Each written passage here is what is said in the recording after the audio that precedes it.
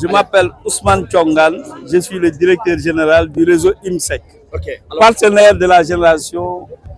originale dirigée par notre ami et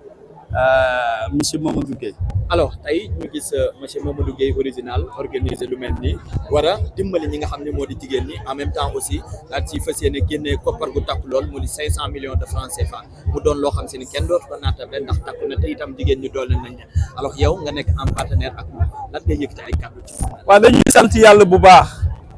sant yàlla mi nga xam moo ñu may wér-gu-yaram pour ñu fekk bis bu rëy bi fii ci terrain ACAPES te liñ fi gis dafa am solo torop mooy Mamadou Gueye moo dajale jigéen ñoo xam ni ci Sénégal yëpp daf leen doon former sur des techniques former leen ci formation yoo xam ni plus de 3000 femmes mu ne daf leen di defal remise de chèque waaye nag day ànd ak partenaire am IMSEC pour ñu jox leen ay financement tey jii nag dajal nañu Gueye mi war remettre ko 500 millions pour mu jox ko ay jigéenam yi nga xam former na leen ba pare ndax loolu moo am solo nit bu fekkee da nga koy financer rek te doo ko former baaxul loolu nag moo tax liggéey def mu nekk lu am solo loo xam ne ñun partenaire ak IMSEC dañ koy accompagner ci région du Sénégal yëpp def nañ fii tey ACAPES 500 millions nee nañ ko bu bëggee ñu dem Kaolack joxe fa 200 millions ci moom la dépendre ubbil nañ ñun ànd nañu ak moom pour jàppale ko li tax ñu koy def nag dafa am li ñuy wax convergence de mission entre IMSEC ak génération originale concrète man xaw ma sax nan la ko citoyenne et concrète vraiment il ne fait que du concret Gueye waxam bariwul jëfam moo am solo te li muy jëf yëpp jigéen ñi gis nañ ci seen bopp moo tax c'est vraiment original c'est une démarche citoyenne am mission sociale boo xam ni IMSEC bi nga xam ni banque la dafa am mission sociale boo xam dafa gëm ni IMSEC ne man jigéen dañ ko war a jàppale ba muy demal boppam jigéen dañ ko war a jàppale ndax jigéen ñi ñoo yore kër yi loolu tax IMSEC ne lii Gueye sumb ñun fi la ñu fekk te dinañ ànd ak moom dem Sénégal yëpp fépp jigéen nekk danañ la former danañ yëkkati xaalis jox la nga yokk koom-koomu sa famille parce que loolu moo am solo l'autonomisation économique de la femme doit aller au-delà des slogans. Nous devons faire des choses pratiques. C'est ça ce que IMSEC envisage de faire. Et notre partenariat avec M. Mamadou Gueye, ici au Parcelles Assainies et dans toutes les régions du Sénégal, mi ngi joxe ay preuves am wane ni li dëkk bi mën nga ko liggéey te bokkoo ci gouvernement bi mën nga ko liggéey wax ni gouvernement bi lu ngeen def ñeneen mën nañ def lu tolloog loolu lu ngeen bàyyi ñun ñu fàtt ko tur bu ngeen bàyyi ñun danañ ànd ak Gueye fàtt ko loolu moo ñu tax a jóg loolu moo ñu tax a jóg pour ñun ñi xam ni mën ngay jàppale sa askan te doo bokk ci ay gouvernement doo bokk ci ay assemblée nationale doo bokk ci leneen bu la ci fekkee nag moo gën yokk ndomba tànk la bu la ci fekkul gëmal ni ngay def gëm sa bokk gëm ni kuy jariñ sa askan muy dëgg ci yow ngay jariñ ay jigéen muy dëgg ci yow yàllaa lay fay te dina feeñ ci yow moo tax Mamadou Gueye tey bisam bii fii terrain ni mu feese mobilisation ni mu fi amee ku ñëw fii jaaxle nga ku ñëw fii da nga naan kii fan la jóge li mu am lan la sas nit ñi ba ñëpp bàyyi seen soxla jóg man mii di wax ak ñëw nii Vélingara la ma fekk démb si ngoon démb heure bi mais dama ne bisu Gueye du ma ko tardé ndax jaral na ma ko sama xarit la benn sama rakk la waaye li muy liggéey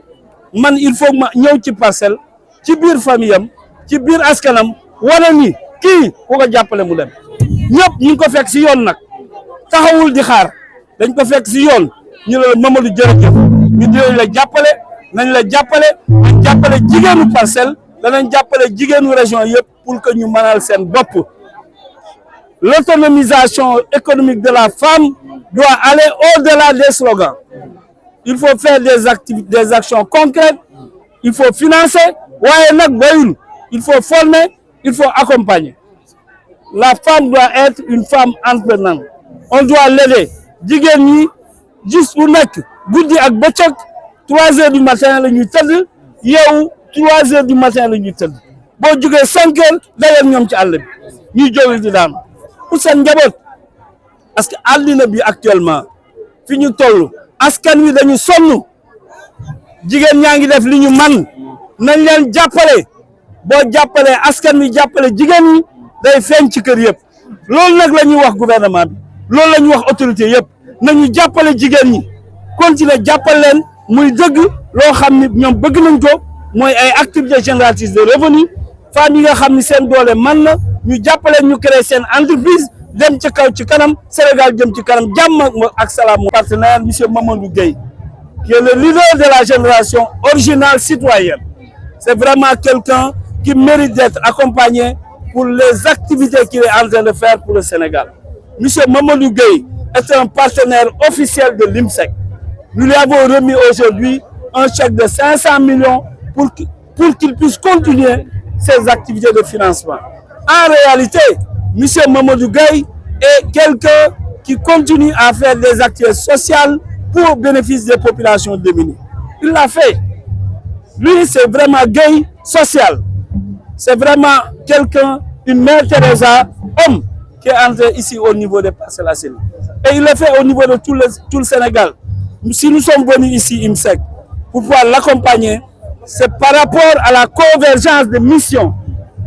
que la banque IMSEC a avec la génération originale citoyenne. Aujourd'hui, vous parlez plus de ces 500 millions que vous devez les avoir. Quelles sont les perspectives? En termes de perspective, pour nous, il est évident que les 500 millions que nous avons mis sur la table, avec les 3000 femmes qui ont été formées et qui ont reçu leur diplôme,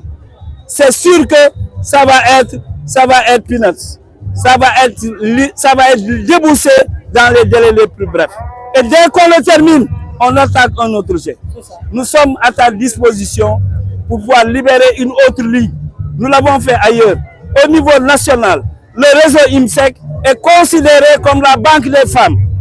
Ça, c'est la banque des femmes connue par toutes les femmes.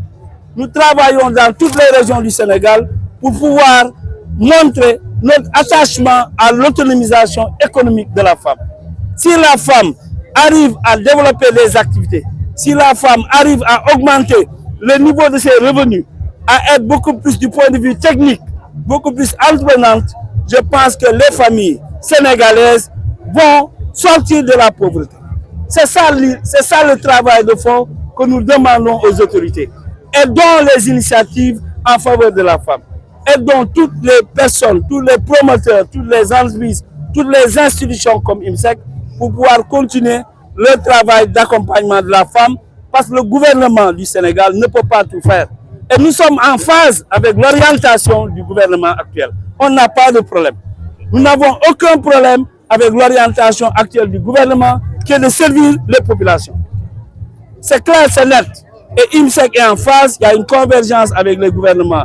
dans ces différentes politiques. Nous sommes dans le développement économique, nous sommes dans le développement communautaire et je pense que cet aspect, le réseau IMSEC va continuer à le faire. Ousmane Thiongan, directeur général du réseau IMSEC.